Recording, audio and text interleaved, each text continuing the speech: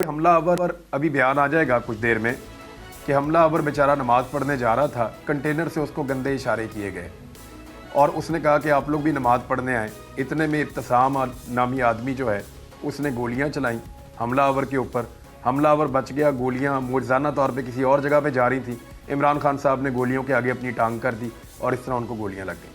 अब यही बयान रह गया है जो दिया जा सकता है, इसके अलावा तो और कोई गुंजाइश नहीं। और ऐसा हीरो बनाकर पेश किया है, यानी पूरी कोशिश की जा रही है कि जिस शख्स ने इमरान खान पे गोलियां चलाई उनको पाकिस्तान के इदारे किसी तरह सदारती अवार्ड दिलवा दें। पूरी कोशिश की जा रही है उसको हीरो बनाने की। बहुत अच्छी कवरेज की है, ये मार्च की तो ज़बरदस्त कवरेज थी, बॉल की प्रॉब्लम सबसे बेस्ट थी।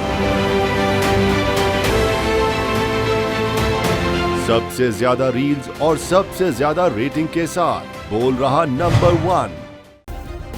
सब्सक्राइब करें और बेल दबाएं ताकि कोई खबर रह न जाए।